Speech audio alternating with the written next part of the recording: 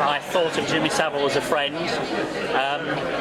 and there's still part of me that cannot believe he wasn't the person I thought he was. No, well, I understand that, and like I have tweeted and I've said, you can't you shouldn't transpose the awareness that you have today back to that era. My abuse happened in that era.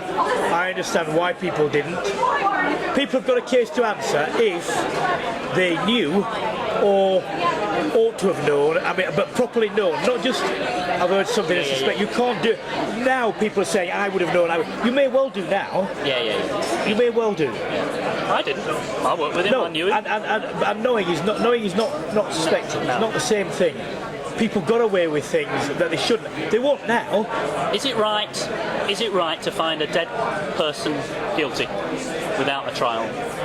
To the extent that the evidence is completely overwhelming, then Because of the number of people. because of the number. Okay. You know, the number of child abuse victims who make up stories is very, very, very small. I'll tell you why. Because it's not like saying, "Oh, my father hit me," and therefore whatever.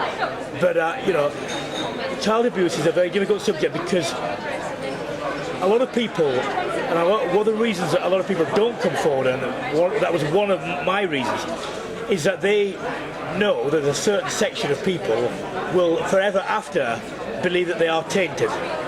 The awfulness of the crime somehow gets transposed onto the victim, and they are seen as damaged, and in a male sense they're seen as possibly homosexual, possible abusers themselves.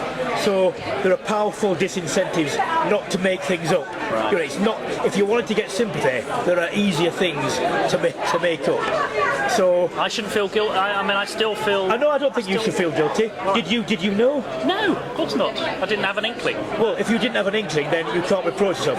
You look, going back. But I almost feel like guilt by association because he was your a friend. Or so I thought, but he wasn't obviously. Well, in a sense, he betrayed you as well. Yeah.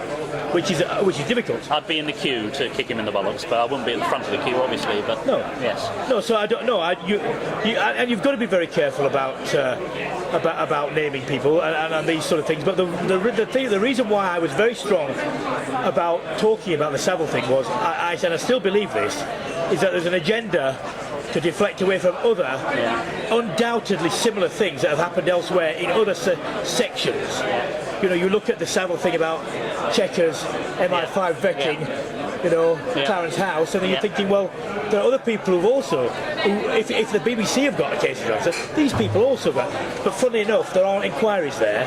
We're not rushing to have a parliamentary inquiry about the Rochdale stuff and about North Wales stuff.